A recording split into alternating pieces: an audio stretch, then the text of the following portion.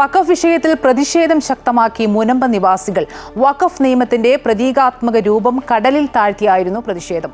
Revenue അവകാശങ്ങൾ പുനഃസ്ഥാപിക്കുന്നതുവരെ സമരം തുടരുമെന്ന് ഭൂസംരക്ഷണ സമിതി വ്യക്തമാക്കി.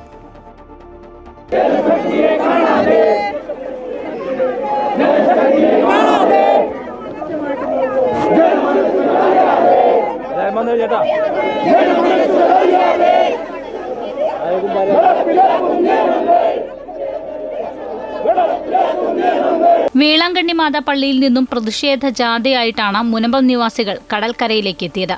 വഖഫ് നിയമത്തിന്റെ വിവിധ വകുപ്പുകൾ എഴുതി ചേർത്ത കോലം കടലിൽ കെട്ടിത്താഴ്ത്തി നാട്ടുകാർ ശക്തമായ പ്രതിഷേധം രേഖപ്പെടുത്തി. ഒരുമിച്ച് മുന്നോട്ടു പോയാൽ വിജയം ഉറപ്പാണെന്ന് ഫാദർ ആന്റണി സേവ്യർ വ്യക്തമാക്കി.